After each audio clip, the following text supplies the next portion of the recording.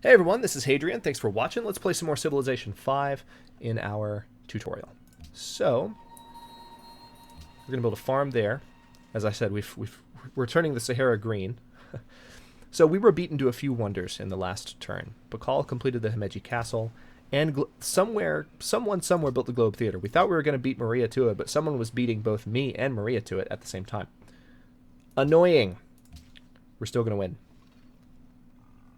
But I hope that no one beats us to the Forbidden Palace, because then there wouldn't have been much point aside from just me explaining patronage. There wouldn't have been much point in selecting the patronage policy, and we are a little bit behind in building the Forbidden Palace. So we'll see. You have met the city-state of Tyre. They provide you with a gift of 15 gold. Where are you, Tyre?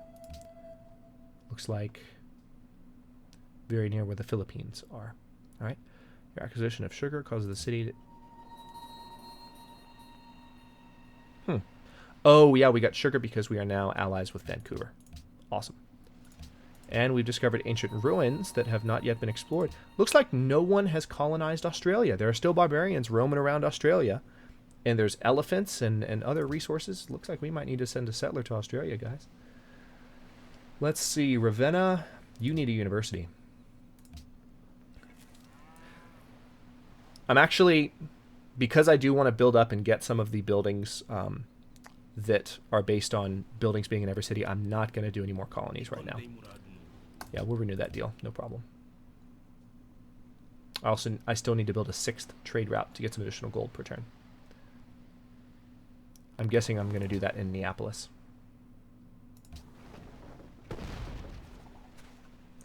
Alright, so these barbarians are attacking, which is adorable. Alright, so my caravel just sunk those barbarians. This caravan needs to trade with Cape Town. Arpinum. Aqueduct. Yes, please. We need the city to grow faster. You have accumulated enough faith to purchase another unit or building. University. Definitely.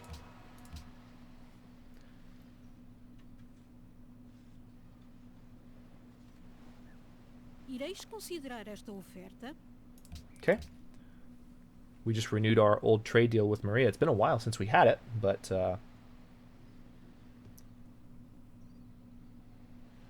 we did it anyway. Usually AI will be pretty good about just contacting you and saying, hey, our deal just expired, let's renew it. Okay, I'm just going to send them back out to auto-explore. Looks like they discovered another barbarian encampment. Alright, Neapolis, this is where we need to build an extra cargo ship for that trade route.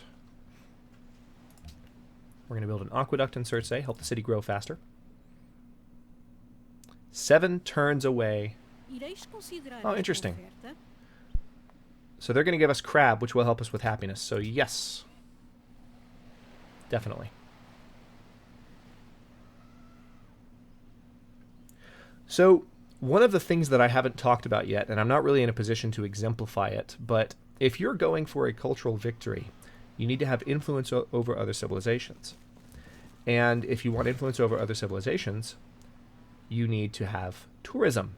One of the ways you can build up tourism is by establishing trade routes with other civilizations. The more you trade, trade routes don't necessarily help tourism directly, but they help facilitate the spread of culture in the same way that tourism does. It's not something that I do too often when I'm playing, but for those of you wondering how to achieve a cultural victory, that's how you do it. And as opportunities arise, I will demonstrate those in the tutorial.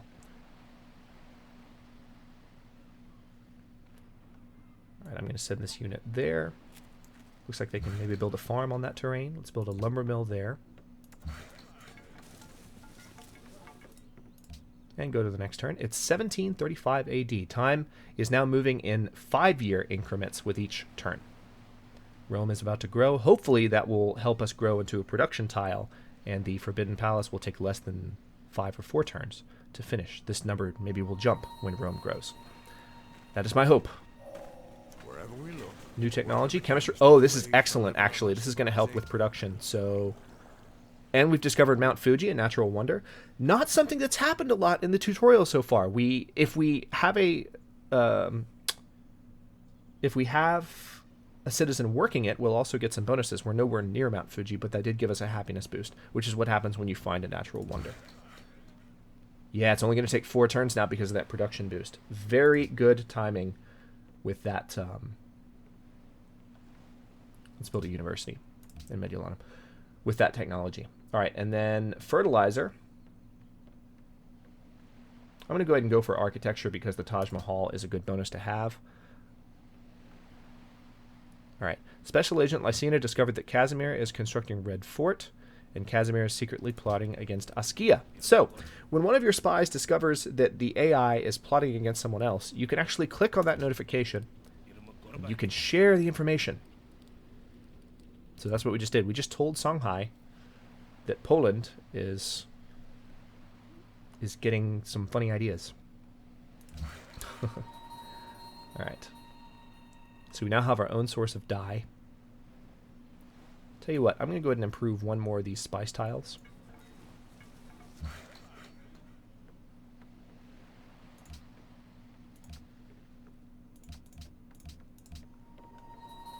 Build a lumber mill there and go to the next turn. It'll be 1745 AD.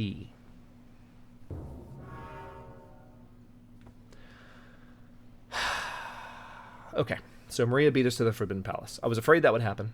We did start building it late.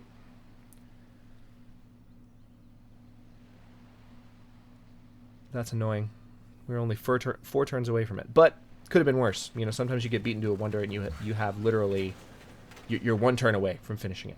All right, Singapore is still our ally.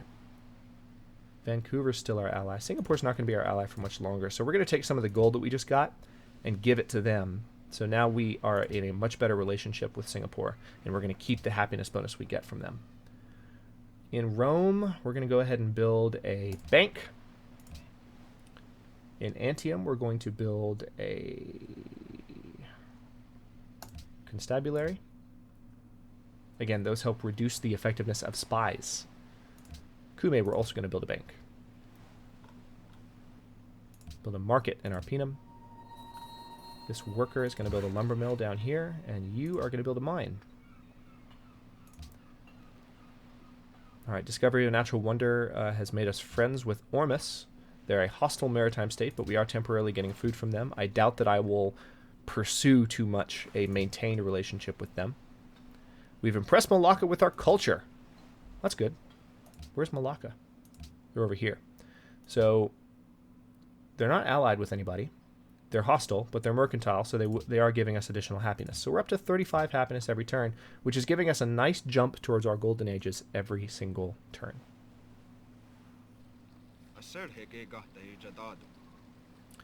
Hiawatha is asking about a declaration of friendship. Sure. I have no reason not to be friends with someone that far away. Declarations of friendship are usually the kind of first step in diplomacy when you want to say, hey, do you want to be friends? Do you want to be friendly?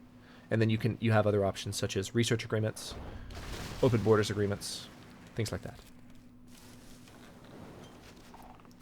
Looks like these barbarians are attacking my caravel again. I'm just going to have him keep exploring. We're going to chop down these trees and improve those spices. Ravenna. We're going to build a market. Our new trade ship is 3 turns away from being completed. I'm still annoyed that we were beaten to the Forbidden Palace. That means Maria is going to have some diplomatic weight with us, with the World Congress. I'll show you what I mean in just a second, as soon as the turn cycles through.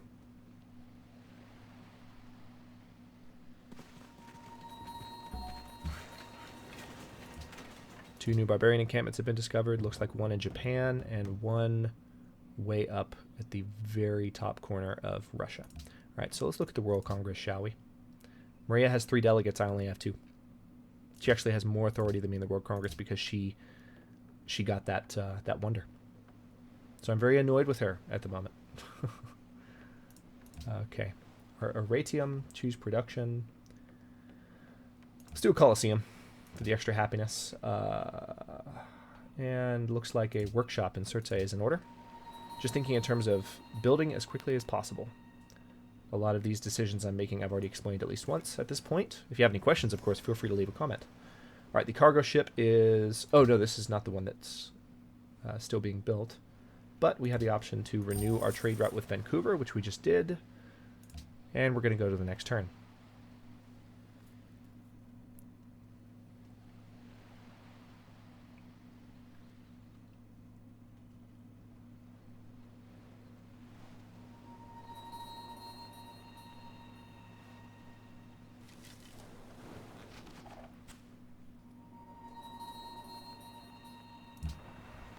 Okay, so this caravel has just been promoted.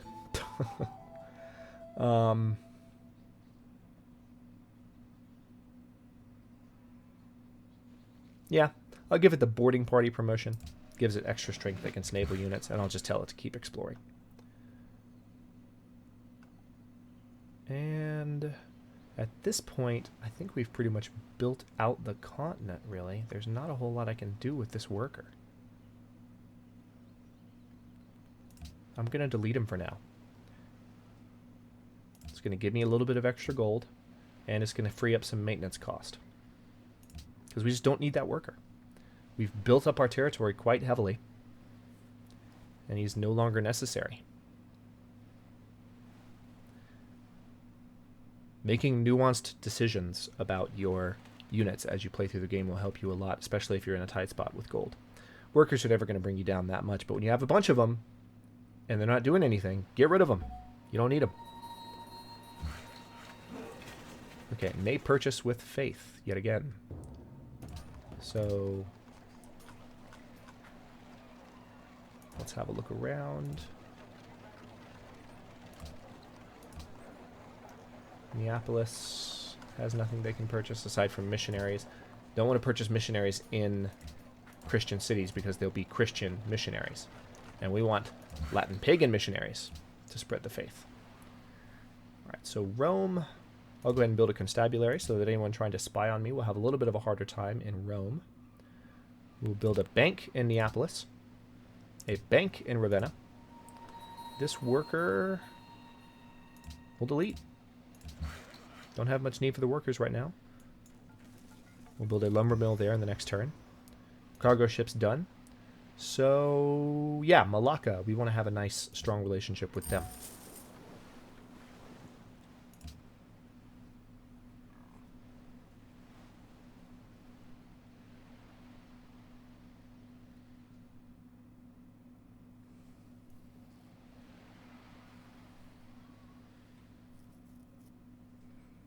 All right, so now we're going to talk a little bit about... Ooh, Cape Town's in awe. Very good. Very good. All right, so we're now allies with Cape Town, which is giving us additional food in all of our cities. Because we... What are they in awe of? With our culture. We've impressed them with our culture. So we have +3 in our capital, +1 in all other cities. So Rome should be growing a lot faster now. What I was going to say a moment ago is now we need to talk about these faith-based units. You could build missionaries, which can multiple times, I believe 3 or 4 times per missionary, we can spread a faith to a given city. They won't necessarily convert a city when they go to do that, but it will introduce a given religion to a given city. Inquisitors will completely remove a religion from a city. So we're going to go ahead and build a missionary first and foremost, just to spread the faith a little bit more. There are already pagan followers in my 3 Christian cities. We want to amplify that. All right, so in Antium, I'm going to go ahead and put Antium back on research focus. Just because I want to generate as much science as possible. We're going to put Arpinum on temple focus to get a little bit more faith coming in. We're going to build a farm on top of this wheat, a lumber mill on top of these trees. Moving at a pretty rapid clip now. It's good. It's very good.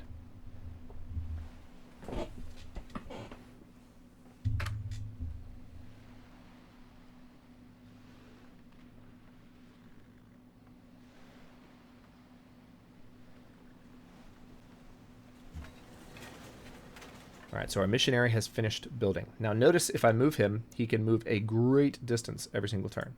I'm going to move him up to Arpinum, and he still has a move point. So we're going to use one... Oh, he only has 2 spread religion uses. Huh. Maybe it's great. That's right. Missionaries can only do it. Can only spread religion twice. Great prophets can do it 3 or 4 times. My bad. Great prophets are the ones that have a lot of converting power. Ooh, we can build the Circus Maximus now because we have a Colosseum in every city. This is why I'm trying not to expand. I'm happy with the territory I have. And it's allowing me to build some pretty cool wonders. No. They're trying to offer me 1 iron per turn for 30 turns for me to open my borders. Dude, I have iron. I've got 12 iron. Leave me alone. Jak ci się podoba moja oferta? Okay. Well, this is a good tutorial opportunity. Casimir is actually offering a vote to me. They will vote yes for the World's Fair. I'm going to say no to this because I don't want to open my borders to him, and I think World's Fair is going to pass without him. So no. But it was cool that he did that because that's a good demonstration. You can also negotiate. You can actually you can buy someone's vote that way. If you're ever trying to become leader of the world, you could do that. If you're very wealthy, you have a lot of resources to trade. All right. So we have 1 more spread religion usage. Let's go ahead and move this unit up to Neapolis. I'm going to use it 1 more time. So it didn't convert either city, but it did introduce new followers. Unfortunately, there's still a ton more pressure coming from Catholicism, so what we're going to need to do now is bring in some Inquisitors. But first we're going to build the Circus Maximus because +1 culture and +5 happiness.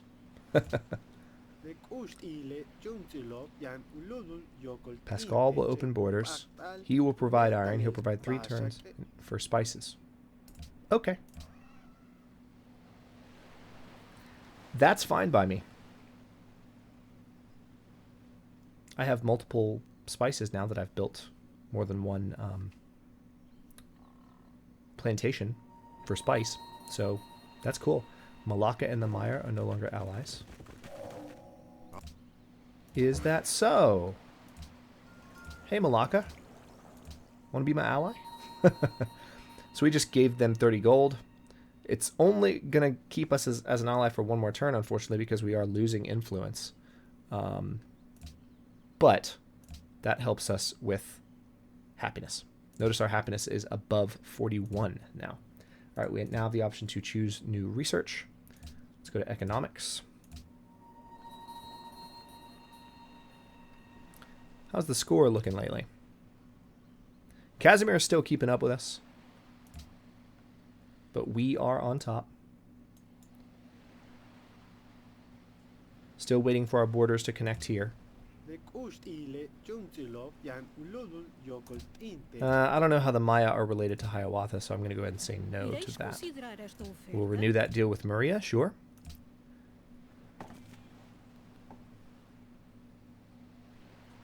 We're almost to the point where we can have a new policy. So I don't know that I'm going to do anything more with the city-state tree, but I'll take a look. In 5 turns, the World Congress will convene and vote on the World's Fair. And another proposal, which I will talk about when we're looking at it. All right, I'm going to keep feeding food to Rome, just because they need it, basically. Can we buy that tile? Yes, we can. Go there. Build a farm. Perfect. All right, so... Yep, I'm going to delete this worker. And then Mediolanum. Oh, yeah, we're definitely getting some good construction options now. Let's build a market for additional gold. In Arpinum, we'll build a bank for additional gold. In Circe, we'll build a market for additional gold. Common theme here. Influence over Malacca is decreased to where you're no longer their ally. Increase over Ormus is decreased to where you're no longer friends. Sad day. So yeah, the game of keeping influence over city-states requires a lot of gold. You have to have a lot of money to be able to keep paying them off. Another way that city-state influence can just grow on its own, though, is if you are the fastest growing player in all of the major categories like culture, faith, science, then when they give you quests to say, hey, impress us with your whatever, you then can say, okay, well, I'm pretty impressive, aren't I? Give me influence. And that will just kind of happen passively. It'll just happen in the background automatically. You won't even notice it happening, but suddenly you're allies with every city-state because you're so awesome. So you don't have to spend money, but sometimes that's what it comes down to. All right, so we're going to build a constabulary in Cume. We're going to adopt a policy.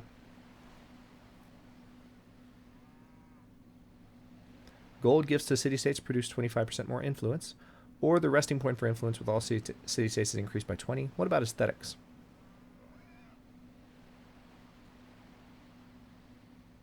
What about one of these? Yeah, I think I'm going to go ahead and unlock rationalism because I want the ability to build the porcelain tower, plus it'll give us additional science so that we'll continue to be more robust research-wise. But only additional science when the Empire's happy, which is an important caveat. Wow. Hiawatha really wants those truffles. Sure. They were giving me a lump sum of gold per turn for 30 turns. Wow. That was awesome. Okay.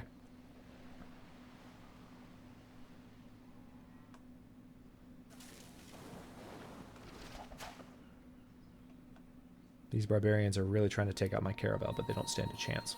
All right, we'll build a farm there. I'm going to keep them exploring. There's some ruins down there. Interesting. All right, Ravenna, you need a temple. And on that note, I think I will go ahead and cut this episode here. And in the next one, we will continue. Oh, look, there's a Incan great or a Mayan great prophet.